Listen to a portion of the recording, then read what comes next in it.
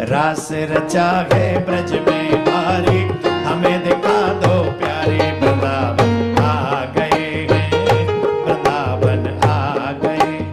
एक तना भोले भंडारी, बन के ब्रज की नारी। वृंदावन आ गए हैं, वृंदावन। श्री राधे।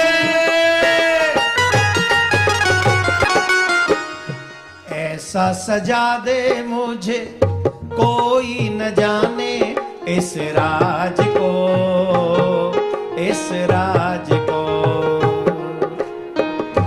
ऐसा सजा दे मुझे कोई न जाने इस राज को, इस राज को।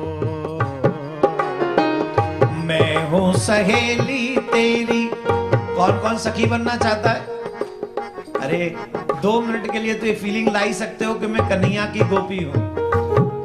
अरे संसार का बन के देख लिया, अब गोविंद के बन के देखेंगे। दुनिया पे मर के देख लिया, अब उस पे मर के देखेंगे।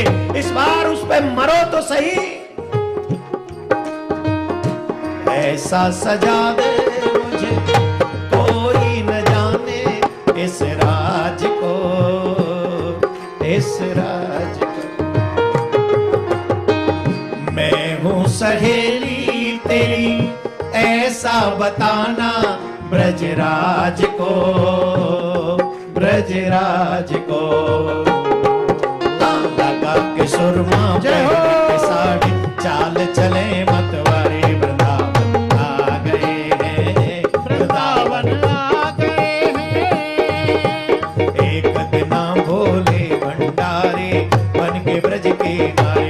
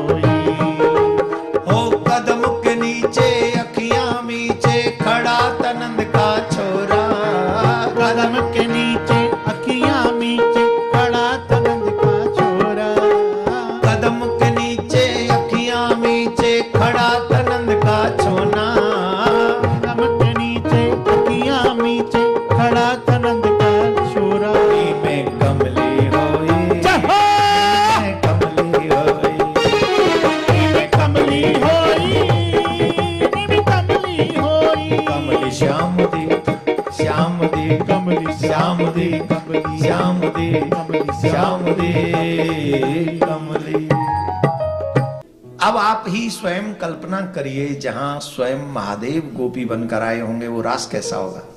विनाश काले विपरीत बुद्धि। जिसका विनाश होने वाला होता है उन्हें रास में संदेह होता है। ये रास मोक्ष प्रदान करने वाला है। ये रास बताने वाला है कि किसी भी संसार की किसी भी स्थिति परिस्थिति में रहो, पर अपने मन को मत भटकने दो, अपने मन को कंट्रोल में रखो। ये सबसे बड़ा योग है। इसलिए कृष्ण योगी नहीं, योग योगेश्वर हैं।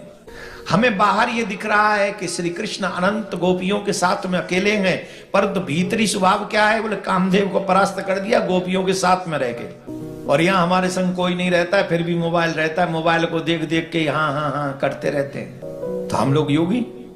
रास को प्रेमी बनकर जब सुनोगे, जब समझोगे, जिस रास में जब गोपियां दौड़कर आई ब्रज छोड़ के, अपना घर छोड़ के, परिवार छोड़ के, 10 श्लोकों में भगवान ने स्त्री के पतिव्रत धर्म का उपदेश दिया है। स्त्री को कैसे अपने पति की सेवा करनी चाहिए 10 श्लोकों में समझाया श्री कृष्ण।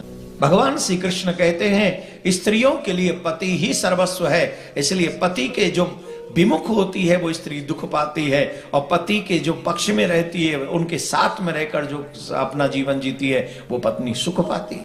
बहुत सुंदर उपदेश दिया। पर गोपियों ने एक बात कही, हे मधुसूदन, हे माधव, हमको कृपा करके बताइए कि कौन सा पति, कौन सा पति एक उदाहरण गोपियां कहती हैं, वो उदाहरण जरा सुनिए। इस उदाहरण से गोपियों की मन स्थिति आपको समझ में आएगी कि कृष्ण को क्या मानती हैं गोपी। कन्हैया से गोपियां कहती हैं, एक ब्राह्मण ब्राह्मणी थे और ब्राह्मणी बड़ी पतिव्रता थी, बहुत पति, इतनी पतिव्रता थी कि पति के चरण दबाए बिना तो सोती नहीं थी और पति को भोजन कराए बिना भोजन नहीं करती थी, जल भी नहीं पीती थी जब तक पति देव जल न पी ले। विधान क्या था? विधान स्पष्ट था, पति को खिला के भोजन करती, पति को जल पिला के जल पीती, पति के अनुकूल रहते हुए हर कार्य करती थी, प्रत्येक पल पति का ही रुख देखकर कार्य करती थी। पति से पहले जग जाती थी, स्नान कर लेती थी और पति के बाद सोती थी। ध्यान से सुनिए, ये पति परायण स्त्री का धर्म है कि पति जब तक उठे उससे पहले स्नान करके 16 श्रृंगार कर लेने चाहिए। पति के आगे कभी भी बिना श्रृंगार के नहीं जाना चाहिए, आपके काम की बात है। देवियों को श्रृंगार बहुत प्रिय होता है।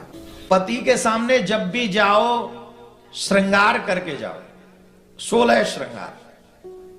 ये बात शास्त्रों की कर रहा हूं मैं, आपको करनी है, इसकी कोई मैं मतलब आपको कह नहीं रहा। कि आपके लिए, आपको अच्छा लगे तो आप प्रयोग में ला सकते हैं और नहीं लगे तो आप अपने हिसाब से देख सकते हैं कि कैसे करना है। शास्त्र ऐसा कहते हैं कि जब पति उठे उससे पहले नहा के स्नान करके श्रृंगार कर लेना चाहिए, और अगर पति कहीं बाहर चले गए हों तो श्रृंगार नहीं करना चाहिए। इसका मतलब क्या हुआ? बोले सारे श्रृंगार आप ही के लिए। जब आप ही नहीं है तो हम श्रृंगार का क्या करेंगे? किसके लिए श्रृंगार? भाई आप अपने पुरुष हो या स्त्री हो, हम जो सज धजते हैं, श्रृंगार करते हैं, तो हम जो भी करते हैं, आप बताइए किसके लिए करते हैं? कोई हमें देखे, कोई हमारी प्रशंसा करे, हाँ या ना? जवाब दो, जोर से बोलो। शर्माते क्यों? भाई हम लोग श्रृंगार करते हैं, अच्छे अच्छे कपड़े पहनते हैं, बढ़िया ब्रांडेड सब लफड़ा करते हैं, किस लिए करते हैं? लोग हमें देखे, प्रशंसा करें। तो लोग कौन देखें? कौन देखे? मुझे देखने का अधिकार किसको है? मुझे कौन देख सकता है? सब या सिर्फ मेरा? जोर से बोलो। एक पुराना कोई शब्द है, आई डोंट नो कि उसकी क्या गाना है, क्या है। हमारे ब्रज में तो कहते, आजा मेरे सामरे पलक ढांप तो ले। ये प्रेम की पराकाष्ठा देखिए, क्या गोपी कहती है भगवान से, आजा मेरे सामरे पलक ढांप तो ले, ना मैं देखूं और को, ना तोय देख न दे। I don't want to see anyone. ये प्रेम है, और यही पति परायण स्त्री करती है कि मैं आपको ही देखूं और आप मुझे ही देखें। तो इसलिए श्रृंगार पति के लिए ही पति परायण स्त्री करती है। तो श्रृंगार बहुत पति परायण स्त्री थी वो। एक दिन ब्राह्मण देव बोले, हमें परदेश जाना है धन कमाने के लिए। बोले आप परदेश चले जाएंगे तो हमारा क्या होगा? हम क्या करें? हमारे तो नियम है, आपके चरण दबा के सोते हैं, आपका मुख देख के उठते हैं, आपको भोजन जल पिला के सब कार्य करते हैं। आप चले जाएंगे तो हमारा क्या होगा? तो पति देव ने कहा, इतना बुरा नहीं मानो, हम तुम्हारे लिए मिट्टी का पति बना के दे जाते हैं।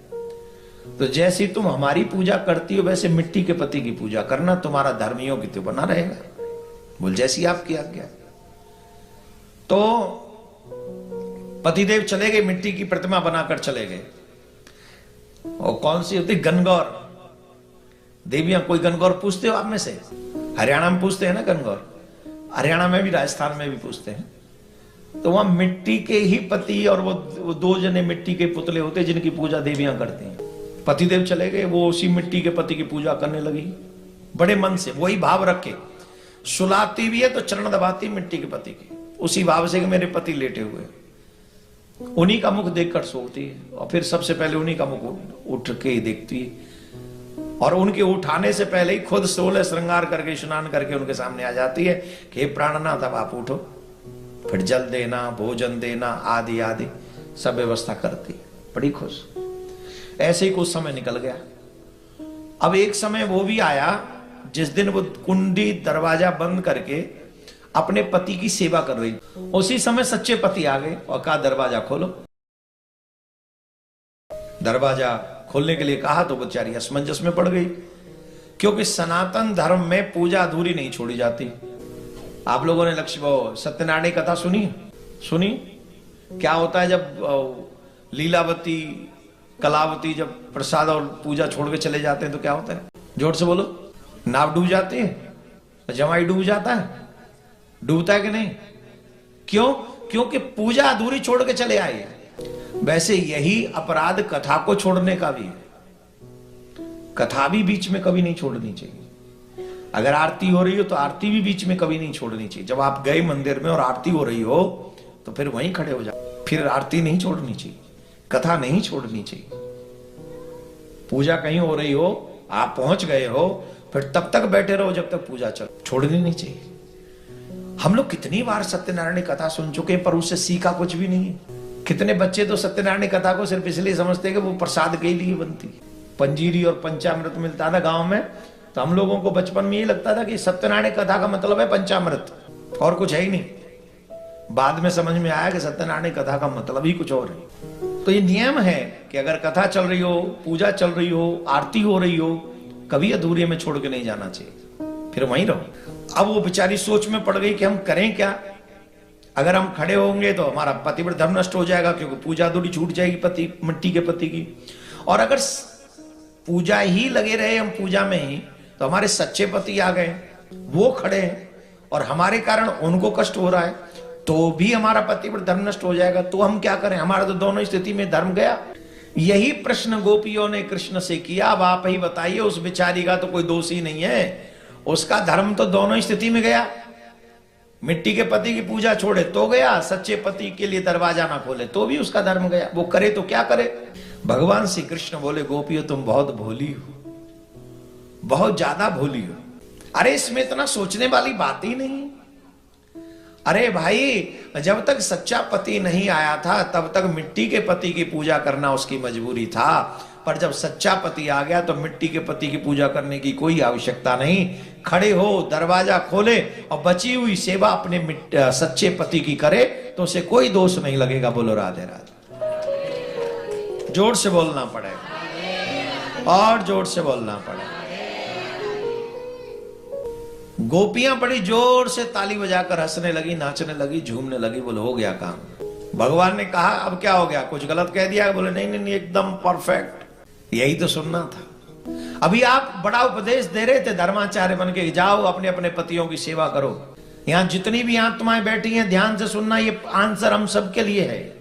कह रहे थे जाओ अपने अपने पतियों की सेवा करो, तो सुनो, जब तक आप हमें सच्चे पति नहीं मिले थे तब तक इन मिट्टी के पतियों की सेवा करती रही, और जब आप हमें सच्चे पति मिल गए तब मिट्टी के पति की कोई आवश्यकता हमको नहीं। ये जितने भी पति मिले हुए हैं बुलडोजर टाइप, आपको जब देखो जब घुर्राते रहते, गुस्सा ही करते रहते हैं। अरे मैं भी पति हूं भैया, मैं अपनी भी लगा रहा हूं उसमें, ऐसा नहीं है मैं कोई बाबा जी थोड़ी हूं, मैं भी पति हूं।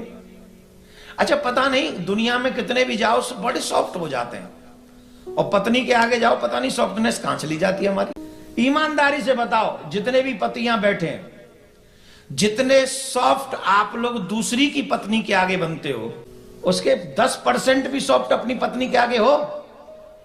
भाभी जी कोई भी बात हो तो बताना।